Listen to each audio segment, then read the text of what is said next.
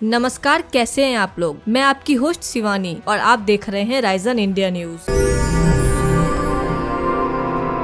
पाकिस्तान में कश्मीर पर बयान देना चीन को महंगा पड़ता जा रहा है। बिना सोचे समझे सबसे पहले पाकिस्तान दौरे पे गए चीनी विदेश मंत्री वैंग यी ने पाकिस्तान को खुश करने के चक्कर में एक बड़ा बयान दिया। फिर क्या था, भारत एक्शन में आ गया और चीन को कड़ा संदेश दे दिया। दिल्ली पहुंचे चीन के विदेश मंत्री का दौरा आधिकारिक न हो सका और विदेश मंत्री और राष्ट्रीय सुरक्षा सलाहकार ने बंद कमरे में खूब खरी खोटी सुनाई, जिससे वैंग यी का दिमाग चकरा गया। उसके बाद वैंग यी नेपाल के दौरे पर गए। नेपाल के दौरे पे पहुँचे, जहाँ उम्मीद थी कि नेपाल चीन की मदद करेगा, लेकिन भारत की तरह नेपाल भी चीन से खासा नाराज है। इसको लेकर नेपाल में चीन का काफी विरोध भी हो रहा है। इसी बीच वैंग यी नेपाल पहुँचे। आधिकारिक दौरा था, लेकिन भारत की तरह नेपाल ने भी चीन के गाल पर जोरदार तमाचा जड़ दिया। नेपाली अखबार काठमांडू पोस्ट की माने तो चीनी विदेश मंत्री ने नेपाल के वामपंथी दलों के साथ मुलाकात के दौरान BRI को लागू करने पर जोर दिया और अमेरिका का MCC प्रोजेक्ट के मुद्दे का विरोध किया। अमेरिका के बढ़ते दखल पर नाराजगी जताई। चीन ने एक तरफ जहां BRI पर जोर दिया, वहीं नेपाली वाम दलों ने सीमा व्यापार को फिर से शुरू करने पर जोर दिया, जिसे ड्रैगन ने लंबे समय से रोक रखा है। वहीं आपके जानकारी के लिए बता दें कि चीन और नेपाल के बीच साल 2017 में BRI समझौता हुआ था, लेकिन अभी तक इस पर कोई ठोस प्रगति नहीं हुई है। नेपाली